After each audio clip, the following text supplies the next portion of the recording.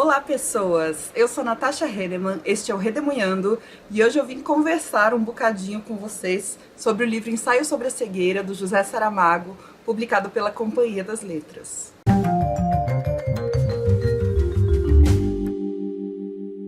Sejam bem-vindos, este vídeo vai fazer parte de um projeto que eu faço aqui no canal chamado Todo Saramago.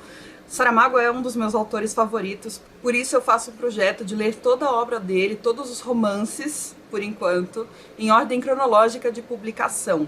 Este ensaio sobre a cegueira seria o 9º livro publicado por ele, e eu acabei pulando porque eu participei de um podcast chamado O Nome do Livro, um episódio especial sobre mim, olha só, sobre mim e sobre algum livro que tenha me marcado. E eu escolhi o Ensaio sobre a Cegueira, então se você quiser saber mais sobre a minha trajetória pessoal com esse livro, assista ou ouça o podcast O Nome do Livro, eu vou deixar o link para vocês aí no box de descrição.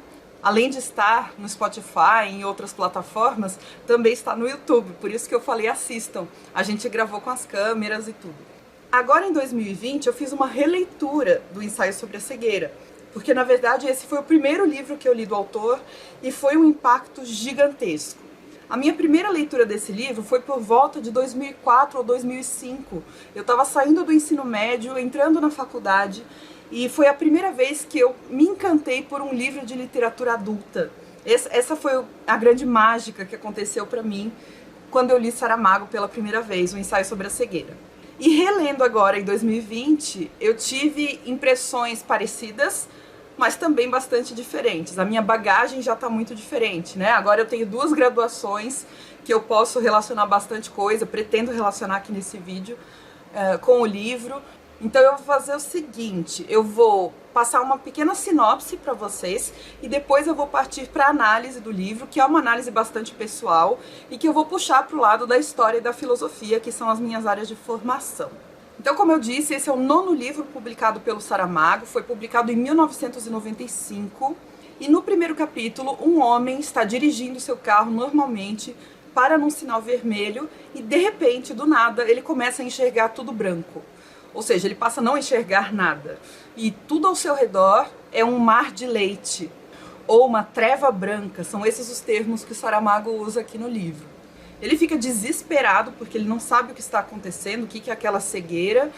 Pessoas ajudam ele, ele encontra a esposa e vai ao oftalmologista. E o oftalmologista não sabe que doença é aquela, ele nunca viu um caso parecido. No segundo capítulo, pessoas que entraram em contato com esse primeiro cego começam a cegar também.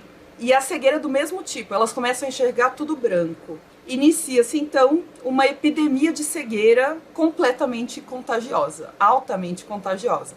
Essas pessoas que cegaram são imediatamente colocadas em quarentena, isoladas num prédio que é um antigo manicômio, então é um prédio todo murado em volta, não tem escapatória dali.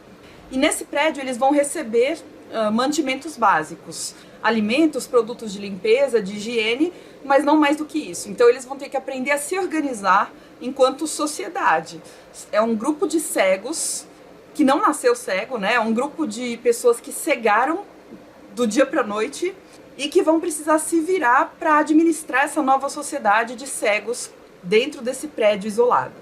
E ao longo da história nós acompanharemos esses cegos tentando se virar, completamente isolados do resto da sociedade, negligenciados pelas autoridades, e a gente vai vendo a ocupação do prédio, a organização interna para a distribuição de alimentos, o uso dos banheiros, e assim, gente, tem momentos muito, muito, muito tensos de violência aqui nesse livro, bastante explícitos, então fica o aviso de gatilho em relação à violência, violência sexual.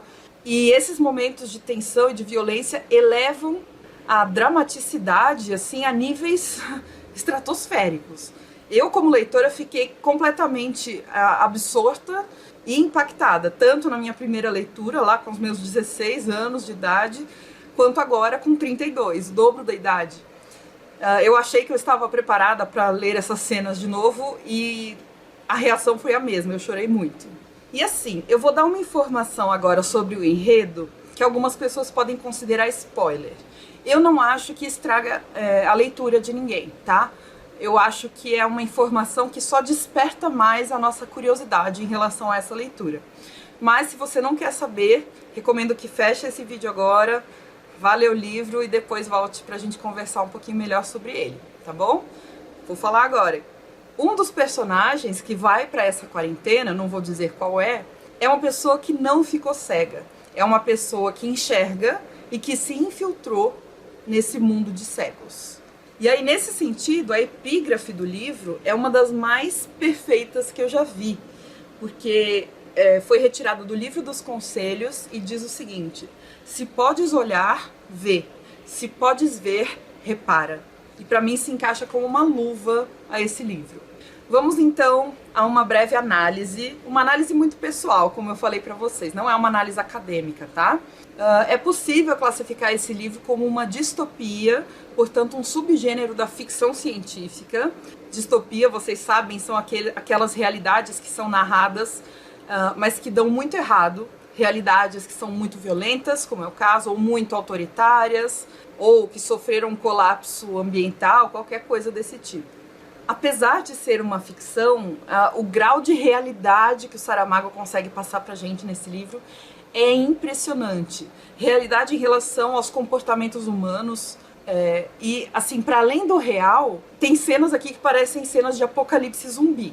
E aí, só para localizar quem estiver assistindo esse vídeo mais no futuro, o momento em que eu estou gravando esse vídeo é 2020, é o ano da pandemia de coronavírus. E nós estamos num momento de isolamento social, algumas pessoas, né, nem todo mundo está fazendo, mas a gente está experimentando na pele o que é esse desespero da contaminação, a insegurança de saber pouco sobre uma doença até então inédita e principalmente os aspectos mais vis e mais cruéis do ser humano. Porque a gente consegue ver que nenhuma pandemia torna alguns seres humanos mais empáticos ou melhores. Nenhuma pandemia parece que abre os olhos de algumas pessoas para o quanto a gente depende uns dos outros, para o quanto as nossas ações são coletivas e não individuais. E o livro do Saramago é perfeito quando ele descreve os maiores defeitos e as maiores belezas desse comportamento humano. As maiores falhas e os momentos mais bonitos que cabem dentro de um ser humano num momento de crise tão extrema. Em uma frase da página 40, ele diz o seguinte, abre aspas, é desta massa que nós somos feitos, metade de indiferença e metade de ruindade. Ou seja, não é a visão mais otimista em relação ao ser humano. E é muito interessante que eu sinto nesse livro um aspecto meio cinematográfico. O livro é bem imagético, as cenas são muito imagéticas, no melhor estilo de escrita Saramago, brincando com as pontuações, brincando com os diálogos, que é um aspecto que incomoda muita gente quando vai ler Saramago. E a minha dica sempre é, leia em voz alta, porque aí você consegue dar uma dinamicidade grande para o texto do Saramago, para além da pontuação que a gente está formatado pela escola, por tudo que a gente lê, né, pela gramática normativa. E eu acho, gente, que diferentemente de obras anteriores do Saramago, como o Memorial do Convento, o Levantado do Chão, por exemplo, em que as descrições são bem longas, detalhistas e deixam a leitura super lenta, o Ensaio sobre a Cegueira é muito dinâmico. É cheio de acontecimentos, de personagens, tem reviravoltas bem emocionantes e, como sempre, reflexões e críticas bastante ácidas, que são típicas do Saramago também. Mas eu diria que dos livros que eu já li do Saramago, foram muitos. Não são só os livros que tem resenha aqui no canal, eu já li outros, mas eu pretendo reler e fazer resenha aqui para vocês. Então, dos livros que eu já li do Saramago, para mim, essa é a obra mais dinâmica dele e a menos poética na linguagem, assim, nas frases. Tem uma poesia por trás, em muitas cenas, em muitos personagens, mas nas frases em si eu não vi tanto isso neste livro. Por isso, é um dos que eu recomendo para o pessoal começar a ler Saramago. Eu acho o Ensaio sobre a Cegueira uma excelente obra para iniciar a leitura de Saramago, assim como O Conto da Ilha Desconhecida. O Conto da Ilha Desconhecida vai muito porque ele é um livro bem curto, então você não fica agoniado com a linguagem do Saramago, porque o livro já vai acabar. É um continho bem rápido. Esse aqui ele é muito dinâmico.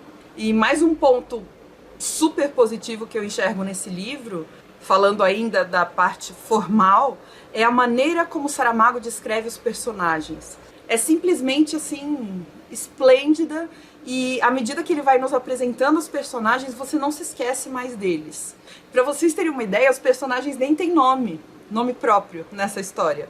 A gente conhece eles por algumas características físicas ou comportamentais. A gente tem, por exemplo, o ladrão, a rapariga de óculos escuros, o oftalmologista, a mulher do médico, o garotinho estrábico, o velho da venda preta. Então você não conhece as pessoas pelo nome delas, e sim pela característica que o Saramago sempre retoma desses personagens.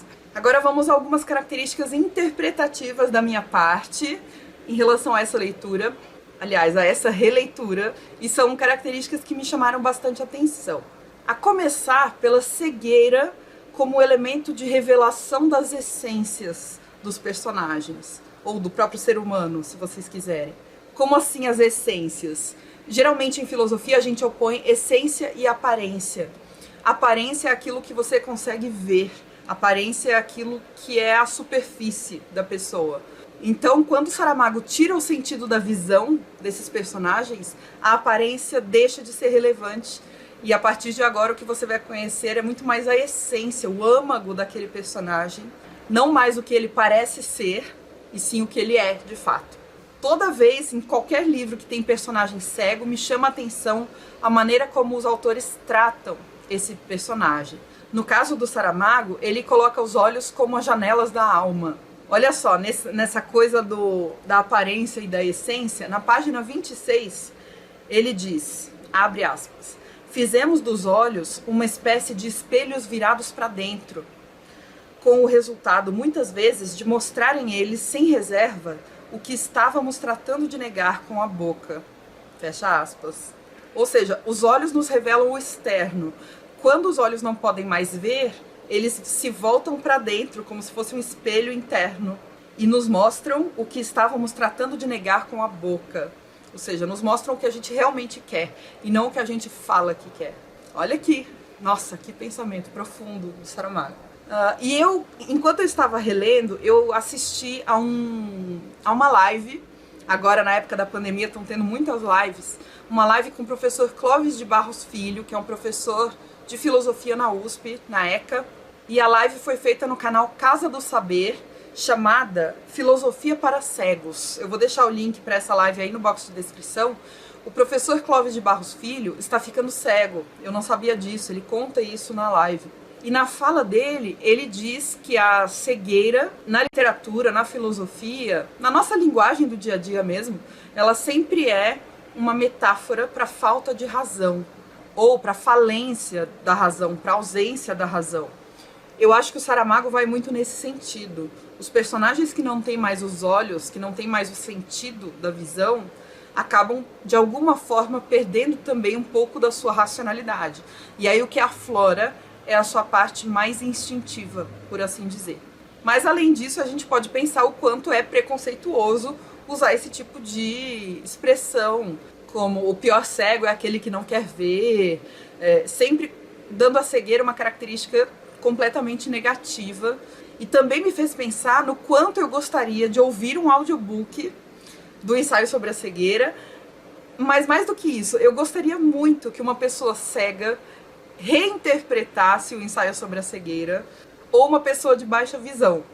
Porque eu acho que o Saramago recorre muito, como eu falei, é um livro muito imagético. Eu acho que ele ainda recorre muito ao nosso sentido visual para descrever as coisas. E eu queria ver como é que uma pessoa que não tem esse sentido descreveria aquele ambiente, descreveria aquela situação, aqueles personagens, sem recorrer a recursos visuais. Quando a gente lê o Ensaio sobre a Cegueira, fica óbvio que quem escreveu aquele livro foi um vidente, foi uma pessoa que enxerga. Porque ele recorre o tempo todo a imagens, e inclusive precisou de um personagem que enxergasse ali dentro para poder nos descrever aquelas coisas. E eu fiquei muito curiosa para saber como é que alguém que não depende da visão descreveria tudo aquilo. Com certeza seria bem diferente. E eu gostaria muito de ter essa outra experiência. E aí, voltando a um ponto que eu já mencionei no começo do vídeo, essas pessoas que ficaram cegas, elas não nasceram cegas. Então elas não sabem viver num mundo em que elas não dependem da visão. E aí eu fiquei pensando no quanto a gente depende da visão, inclusive estruturalmente, na nossa cidade. Então, por exemplo, se algum dia houver um colapso, houver, por exemplo, uma epidemia de cegueira, como é que a gente vai fazer para abastecer água, abastecer energia elétrica, se for necessário? Porque, com certeza, os equipamentos que fazem essa infraestrutura toda acontecer depende de uma pessoa que enxergue para poder operar. Ou seja, nada ao nosso redor está preparado para pessoas que não enxergam. Então, é muito interessante para a gente pensar a questão da acessibilidade mesmo, da necessidade de a gente pensar alternativas, de colocar pessoas que têm baixa visão e que são cegas em posições de poder também.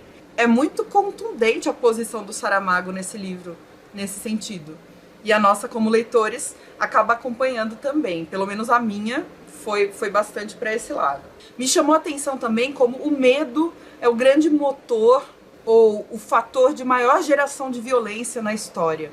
Na página 131 está escrito assim, abre aspas, "O medo cega", disse a rapariga dos óculos escuros. "São palavras certas, já éramos cegos no momento em que cegamos. O medo nos cegou, o medo nos fará continuar cegos."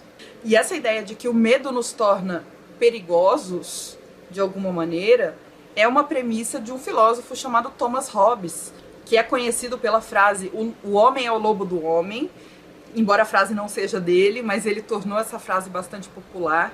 O Hobbes dizia que num estado de natureza, ou seja, num estado onde não existem regras, não existe governo, onde é meio que cada um por si, o sentimento que impera é o medo. Isso faz com que os seres humanos fiquem egoístas, no sentido de quererem sobreviver, então egoístas para tentarem proteger as suas próprias vidas, porque se não há regras, é um estado de guerra de todos contra todos. Qualquer pessoa pode te agredir a qualquer momento, qualquer pessoa pode querer vir te matar a qualquer momento. E muitas vezes, para você não morrer, você agride. E daí vem a ideia de que o homem é o lobo do homem. O ser humano se torna agressivo para se autopreservar. É mais ou menos esse o raciocínio do Thomas Hobbes. E o José Saramago não vai muito longe disso aí no livro O Ensaio sobre a Cegueira.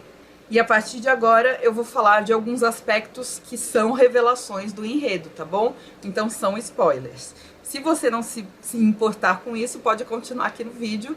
Se não, agradeço muito que tenha ficado até aqui. Deixa um joinha pra mim. Aliás, quem vai ficar no vídeo também, por favor, deixa um joinha, que ajuda bastante. E vamos à continuação da análise agora com alguns spoilers. Tem um momento do livro, uma cena, em que um grupo de cegos se apossa das caixas de comida. E isso me remeteu ao início da propriedade privada, como ela é narrada pelo Jean-Jacques Rousseau, um outro filósofo.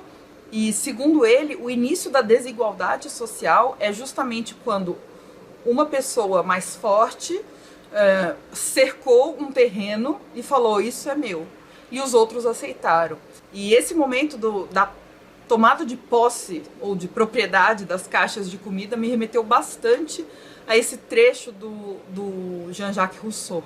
Outro aspecto que eu achei relevante de trazer aqui para vocês é a marginalização das pessoas doentes. Inclusive, podemos pensar que o prédio ser um manicômio desativado não é por acaso, né? O manicômio era uma instituição usada para isolar pessoas marginalizadas na sociedade, aliás, para torná-las ainda mais marginais, para tentar torná-las invisíveis, inexistentes para uma sociedade, e mostra a negligência das autoridades, a negligência do Estado. A ideia ali era tirar esses doentes das vistas, porque pareceu que o simples esconder os casos existentes já seria um alívio de consciência para as autoridades. E aqui dá para fazer até um paralelo com o Brasil do Covid-19, né? Esconder os dados faz com que pareça que nada está acontecendo. E instaura-se então uma lógica de cada um por si, já que a assistência do Estado e dos militares, porque são os militares que são colocados ali na porta do manicômio para tomar conta dessas pessoas, é mínima, ou melhor, é menos que mínima, não existe assistência por parte dos militares ou do Estado, e é uma assistência por pura obrigação. Então o que eu pensei em relação a isso? Que a violência institucional está presente constantemente ali. Eu acho que dá pra gente pensar até no conceito de necropolítica do historiador Achille Mbembe, historiador camaronês, que pensa sobre o poder que as autoridades, que o Estado tem de decidir quem deve morrer e quem pode viver. E eu fiquei pensando que talvez exista ali no fundo dessa história do Saramago, não sei se foi intencional, mas existe ali no fundo essa lógica das instituições disciplinares, que quem discute, filosoficamente falando, é o Michel Foucault. O manicômio, o quartel, são essas chamadas instituições disciplinares. Eles têm alguns pontos em comum. A organização espacial, a organização temporal, a organização de horários. Mas eu acho que aqui no livro do Saramago isso acaba sendo invertido por uma lógica da antivigilância. Porque o Foucault ele fala muito de vigilância. E nesse caso do Saramago não existem olhos que vigiem. O Estado não está vigiando, ninguém ao redor está vigiando. E aí o que acontece? Mais um aspecto filosófico importante, a questão da ética e da moralidade. Então, se ninguém me vê, se ninguém sabe que fui eu posso agir de uma forma considerada imoral? Ou amoral, se vocês quiserem? Será que é possível a gente equilibrar as necessidades individuais com as necessidades coletivas? E qual que é o limite de um e do outro? Então é mais uma questão para a gente pensar que parte desse livro. Que mais? A banalidade do mal, da Hannah Arendt, filósofa alemã do século XX. A Hannah Arendt diz no livro Eichmann em Jerusalém, ela diz que o mal é raso, o mal é superficial, o mal é fácil de ser cometido, de ser feito. Qualquer pessoa normal pode escorregar para o mal muito facilmente. Ou seja, o mal não é uma coisa diabólica e extraordinária. Uma pessoa comum pode cometer atrocidades. E para ela, eu acho que também não erro falando que para o Saramago a mesma coisa, o verdadeiro exercício de profundidade é fazer o bem. Porque o bem é o que exige um pensamento reflexivo, tomada de decisões difíceis, um certo grau de altruísmo. E assim, gente, com tudo isso que eu tô contando pra vocês, eu não acho que tenha sido proposital do Saramago fazer essas relações filosóficas com o livro. Mas são reflexões que estão ali, tanto que eu consegui extraí-las do livro, claro, a partir das minhas leituras, a partir do que eu penso. Então são reflexões que de alguma forma estão entranhadas nos personagens, na narrativa. Então eu acho que, no geral, é isso que eu tinha para contar para vocês. Se vocês quiserem saber a minha história pessoal com esse livro, assistam lá o podcast O Nome do Livro. O episódio chama-se O Nome da Leitora, Natasha Henneman. Lembrando, o link para o podcast está aí no box de descrição. E recomendo demais que vocês leiam esse livro. Ele é atual, ele é um livro impressionante sobre natureza humana, violência, resistência. Então eu acho que é uma leitura obrigatória, tá bom? Por favor, me contem aí nos comentários o que vocês acham desse livro. Eu sei que bastante gente já leu. Não sei se tem impressões parecidas com as minhas ou diferentes. Por favor, me conta aí nos comentários. Se você quiser adquirir esse livro ou qualquer outro livro pela Amazon, por favor, utilize meu link que está no box de descrição. Comprando por esse link, você não paga nada mais por isso e eu recebo uma pequena comissão pela venda. Não se esqueça de deixar um joinha, que me ajuda bastante. Recomendar o vídeo para os seus amigos que também gostam de Saramago, de Ensaio sobre a Cegueira. E muito obrigada pela companhia, por estarem aqui, me ouvindo, me assistindo e conversando comigo, tá bom? Um beijo, até o próximo vídeo e tchau!